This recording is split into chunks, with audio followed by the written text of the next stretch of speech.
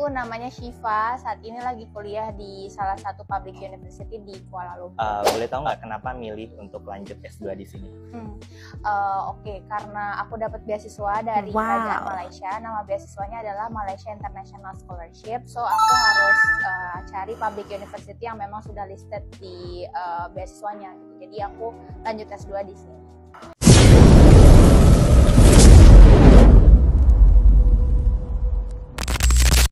Halo, assalamualaikum. Jumpa lagi dengan Ridwan Channel. Apa kabar sahabatku? Semoga keadaan kalian selalu baik-baik saja, selalu berbahagia dan selalu berkah dalam kesehatan dan juga dalam lindungan Tuhan Yang Maha Kuasa. Amin.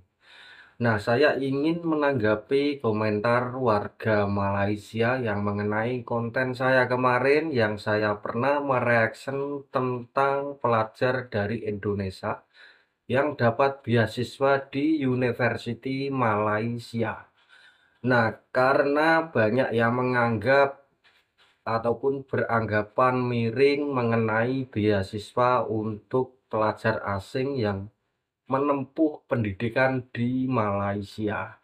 Jadi tidak semuanya ataupun purata semuanya itu gratis, tidak. Jadi di sini saya akan meluruskan agar kalian semua sahabat-sahabat Ridwan Channel tidak salah paham.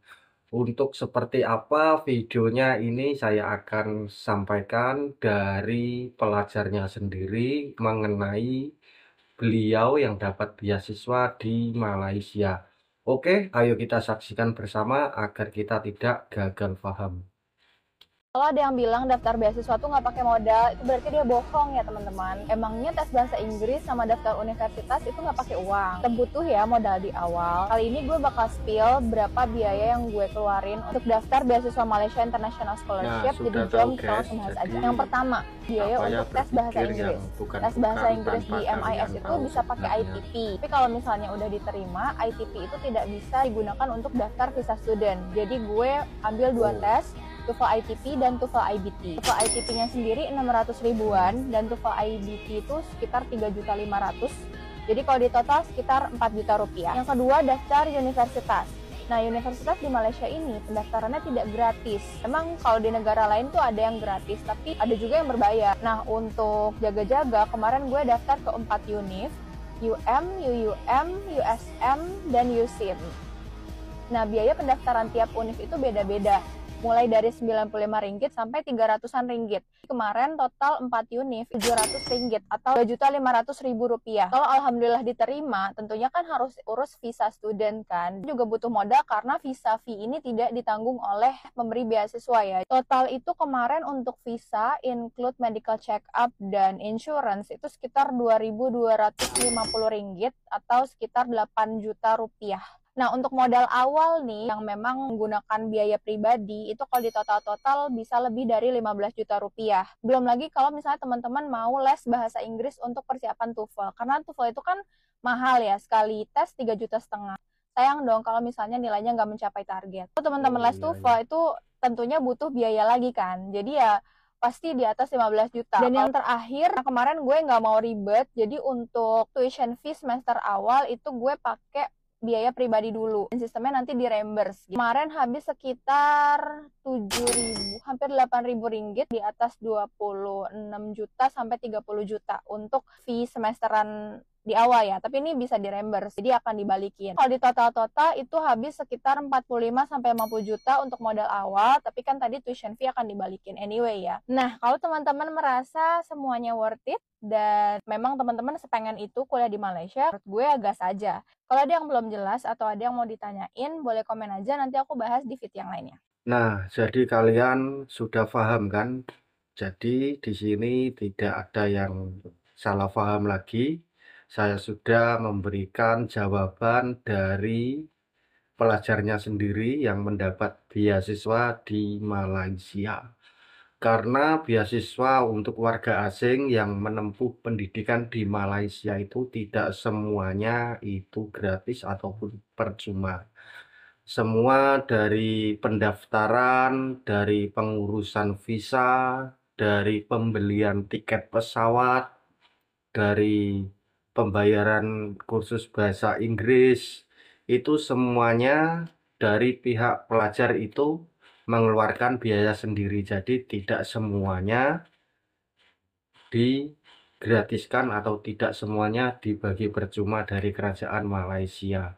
Kalaupun ada dikasih semua itu tidaklah mungkin, hanya kalau diberi beasiswa mungkin ataupun sebagian ataupun prospeknya itu dari pelajar tersebut banyak berkhidmat dengan kerajaan Malaysia ataupun ada partner sesama university ataupun saling bertukar kurikulum pendidikan atau macam mana itu macam-macam beasiswa dari mana-mana penjuru warga negara manapun. Jadi banyak sumber-sumber beasiswa yang bisa dirangkum dalam university tersebut. Oke, sahabat-sahabatku, di sini saya sudah jelaskan mengenai beasiswa di Malaysia untuk pelajar asing di Malaysia. Nah, kali ini saya akan memberikan tentang kehidupan pelajar asing yang menempuh pendidikan di Malaysia, seperti apa biaya keseharian ataupun kos kehidupan sehari-hari di Malaysia. Mari kita saksikan bersama dengan beliau akan menyampaikan sendiri bagaimana kehidupan dia selama menempuh pendidikan di Malaysia. Uang saku Rp1.500 atau setara 5 juta rupiah nggak sih buat biaya hidup sebagai student di KL selama 1 bulan? Ini tuh pertanyaan yang sering banget ditanyain. Nah, sebenarnya jawabannya tuh cukup-cukup aja, tapi memang ngepas banget. Kali ini gue mau spill gimana caranya gue budgeting, jom kita bahas. Yang pertama untuk tempat tinggal, biasanya di KL itu kita sewa bilik di apartemen, budget gue di Rp750 bergantung jarak dan fasilitas. Yang kedua untuk grocery shopping, biasanya gue habis di Rp200, ini termasuk beras dan bahan mentah lainnya untuk masak 1 bulan. Next, package internet Rp20 karena di apartemen udah ada wifi, jadi cukup untuk di handphone aja. Untuk transport, biasanya pakai public transportation, tapi kadang naik Grab juga, so gue taruh di 150. Nah, selanjutnya untuk skincare, gue taruh budgetnya di 150 karena ini jadi kebutuhan wajib setiap bulan. Yang terakhir buat hangout, gue taruh sebulan Rp175, itu udah cukup banget kok. Nah, kalau di total 1 bulan itu habis Rp1.445, jadi masih ada Rp55 untuk ditabung atau untuk jaga-jaga. Jadi intinya Rp1.500 ini tuh sebenarnya cukup banget, tapi memang kalau kalian mau nabung dan mau nyari tambahan, ya tetap harus cari tambahan dari luar. Jangan lupa follow karena gue akan kasih insight lainnya gimana life as a student di KL dan jadi resipien beasiswa Malaysia International Scholarship. Jauh dari kampung halaman, pandai-pandai mengatur keuangan. Inilah dari jiwa seorang perantau, terkhususnya dari anak rantau pun harus pandai-pandai memanajemen keuangan antara pemasukan dan pengeluaran. Ya, semoga dari pembelajaran video ini bisa memberikan manfaat untuk kita semua, agar kita bisa berhati-hati dalam menjaga pengeluaran, agar kita selalu bersemangat mencari dan mengumpulkan pemasukan pendapatan. Nah, seperti itu sahabat-sahabatku. Nah, ini ada alasan kenapa beliau memilih kuliah di Malaysia ataupun kenapa beliau memilih menempuh pendidikan di University Malaysia. Ayo kita saksikan bersama kenapa alasannya. Kenapa gue pilih Malaysia sebagai negara untuk lanjut studi S2? Sebenarnya ada beberapa pertimbangan. Yang pertama, jarak Indo-Malaysia tuh dekat, jadi kalau misalnya mau pulang gampang dan harga tiket pun masih relatif murah. Dua, nggak susah cari makan makanan halal, dan makan Indonesia tuh di sini banyak banget, jadi nggak bakalan homesick. Harga makanannya pun murah, bahkan bahan makanan mentah di sini lebih murah dibanding di Indonesia. Yang terakhir yang paling penting, Malaysia itu negara Muslim, untuk ibadah itu kita nggak ribet. Setiap public places pasti udah ada surau atau musola. Nah, di setiap surau itu pasti udah ada telekung atau mukenanya, tapi gue selalu bawa sendiri supaya lebih nyaman dan lebih praktis aja sih. Itu tadi alasan gue lanjut studi di Malaysia. Jadi gimana? Tertarik juga kah lanjut studi di sini? Wow, mantap sekali guys alasan beliau kenapa memilih kuliah di University Malaysia. Selain mempunyai persamaan yang sama dari bahasa, makanan, beliau juga mengatakan sendiri bahwa untuk di Malaysia sendiri juga senang bila kita mau menunaikan ibadah sholat di mana-mana ada layanan ataupun fasilitas publik untuk menunaikan ibadah sholat. Nah, seperti itulah kira-kira. Jadi, untuk dari segi makanan mempunyai cita rasa ataupun selera yang kurang lebih hampir sama.